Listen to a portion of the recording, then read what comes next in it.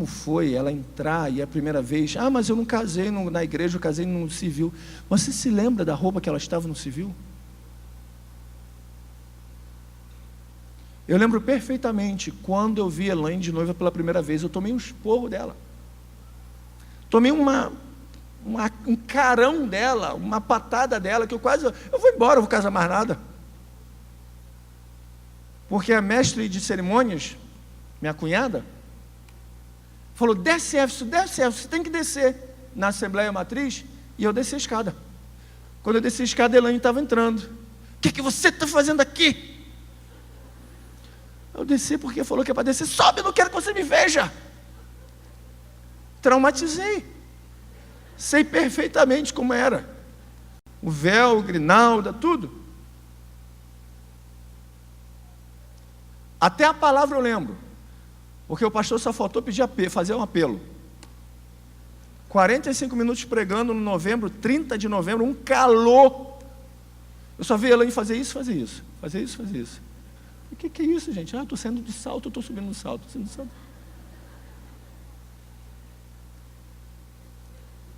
Mas eu olho, eu lembro dela perfeitamente, porque ela continua sendo a minha vida.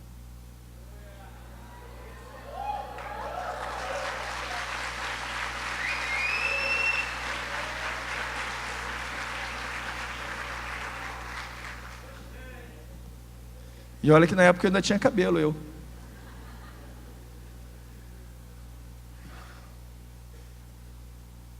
A gente tem vivido uma época em que os casamentos têm sido banalizados, porque o que tem sido referencial de casamento é a TV e aquilo que ela passa. Mas o nosso referencial deve ser a palavra. É a palavra que é o nosso referencial. Quando eu olho para minha esposa, eu posso falar, você é osso do meu osso, carne da minha carne.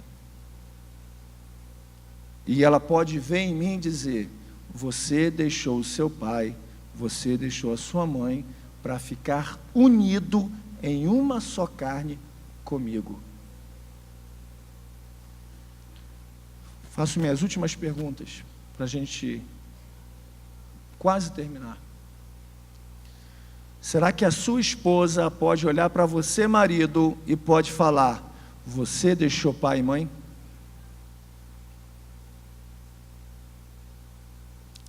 Você que tem de esposa aí que está assim, se eu falar vai dar briga agora. Se eu falar isso, não tem nem caldo verde daqui a pouco. Ai de mim.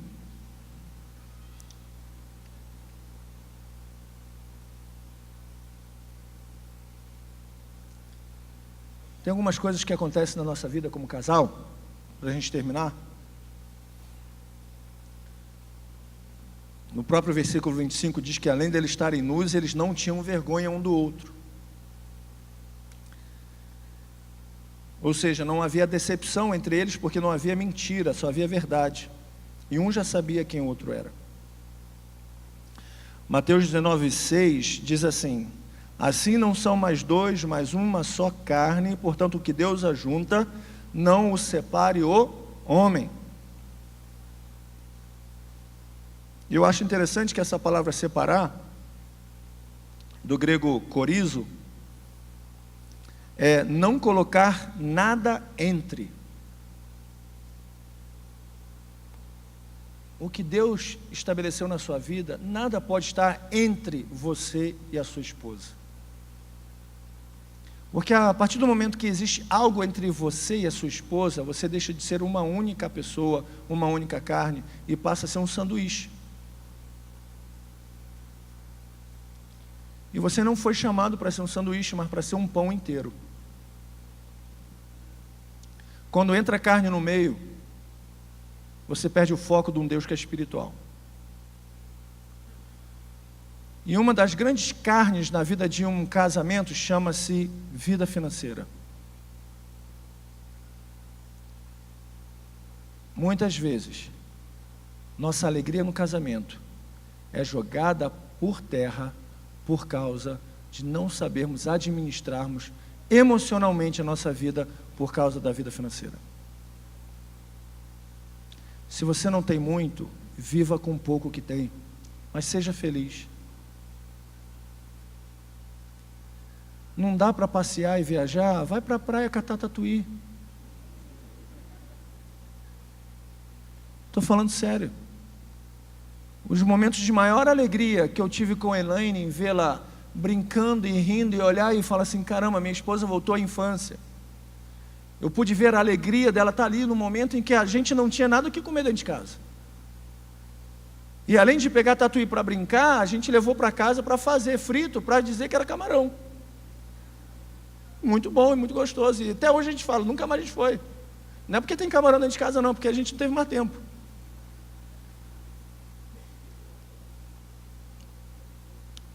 Quantas vezes, e assim, inúmeras vezes eu e Elaine saímos, e ainda fazemos isso, só para olhar as vitrines da cidade. No início do casamento eu era até muito jegue, muito burro, porque quando ela falava assim, vida, você compra para mim? Eu falava, você está maluca? Tenho dinheiro para fazer isso, vou comprar isso para você? Eu não tenho dinheiro, eu tenho que pagar conta. E eu via que o coração dela se entristecia. Eu colocava algo entre eu e ela. Mas ela, na sua sabedoria, foi me orientando e falando, e sendo a estrutura e a força dentro de casa, foi dizendo, vida, o dia que você tiver, você compra aquilo para mim. E aquilo foi me constrangindo. E a partir de então, quando a gente passava em frente às lojas e às vitrines, vida, compra para mim, filha, quando eu tiver dinheiro eu compro. Assim que sobrar um dinheirinho eu vou e compro para você. Eu posso até não comprar nunca. Mas a resposta não fez mais separação entre eu e ela.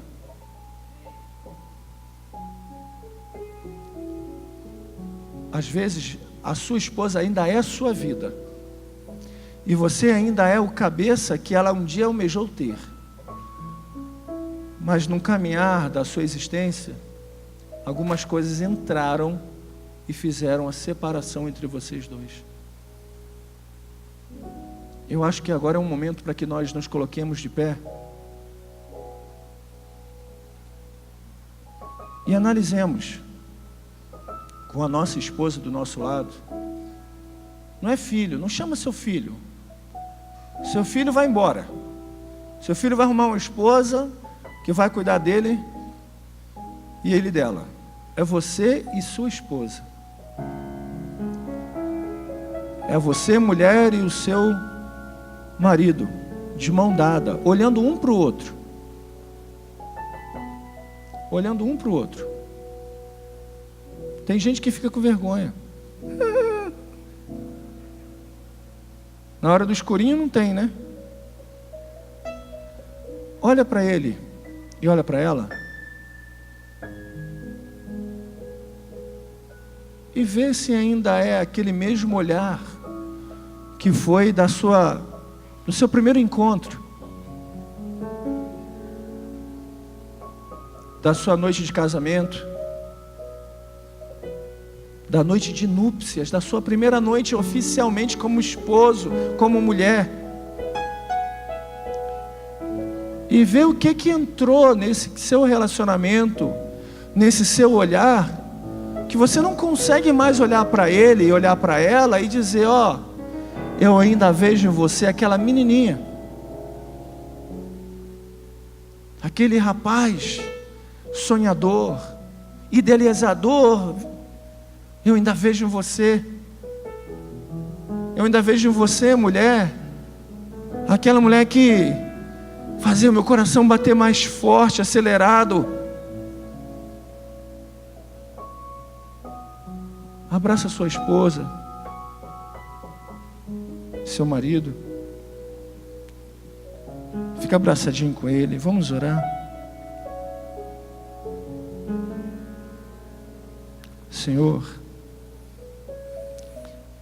a gente às vezes brinca tanto com relação a casamento, Às vezes são palavras que a gente fala e fere a nossa esposa. A gente não tem noção de quanto as nossas palavras podem ferir a estrutura da nossa vida.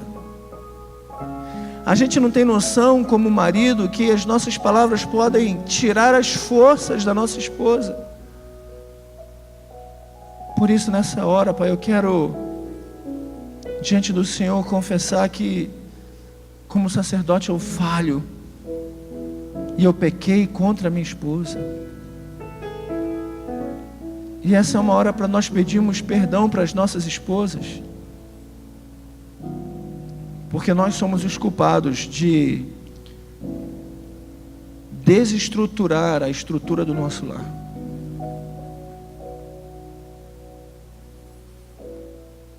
E esposas,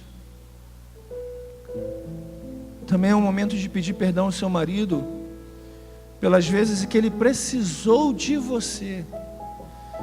Ele estava desesperado, o seu grito, a sua correria, o seu choro era desespero, e ele precisava de você, ele precisava de uma palavra sua, ele precisava de um abraço seu, ele precisava apenas que você estivesse do seu lado.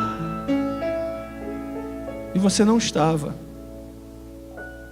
E a dor dele foi muito maior, porque ele se sentiu sozinho.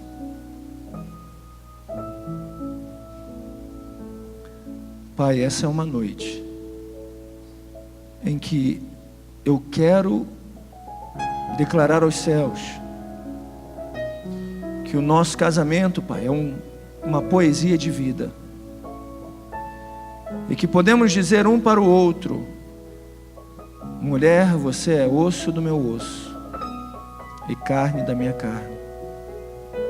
E a mulher pode dizer para o marido: marido, eu sei que eu sou osso do seu osso e carne da sua carne.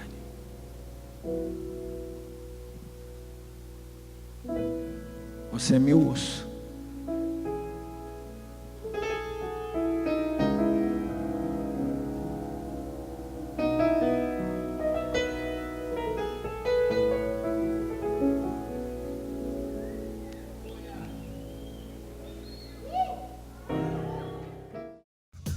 O pão nosso de todo dia você encontra na Padaria Forninho.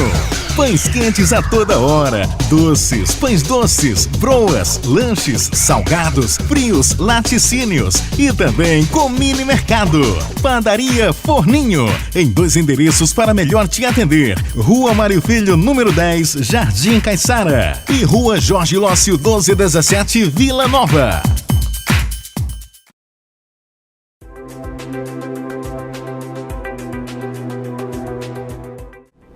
Olá, meu nome é Jefferson Brandão, eu sou advogado sócio na Jefferson Brandão Advogados, escritório atuando na área do direito há 10 anos.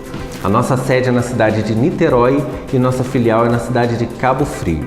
Nós atuamos principalmente na área do direito bancário, defendendo consumidores que têm algum tipo de problema com financiamentos de empréstimos, de veículos ou de imóveis. Nós atuamos também na área do direito imobiliário, defendendo consumidores que compraram imóveis na planta e estão sofrendo com o atraso da sua entrega ou sofrendo com defeitos de construção.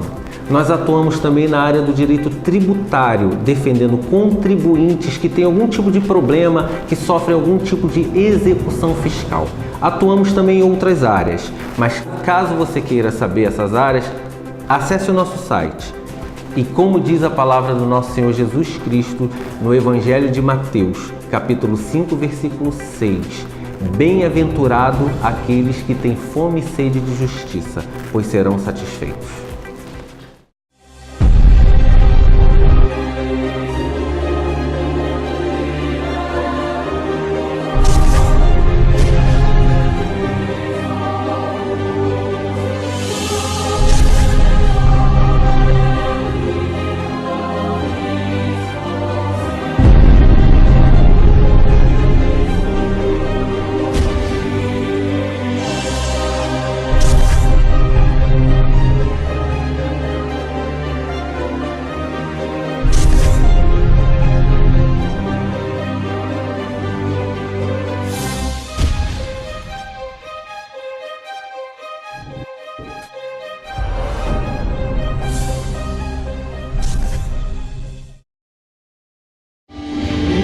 obrigado pela sua audiência.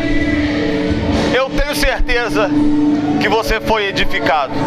Fique conosco, participe sempre, fique atento aos nossos programas, porque sempre tem uma palavra de Deus para transformar a sua vida e a sua família.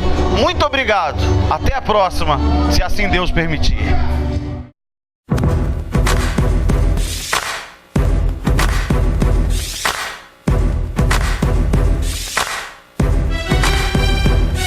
Geração de adoradores, mas que vencedores, que buscam a Deus, jovens e intercessores. Geração de adoradores, mas que vencedores, que buscam a Deus, jovens e intercessores. Carrega na tocha de para o novo. Geração de adoradores, mais que vencedores, que buscam a Deus, somos jovens e intercessores que conhecem.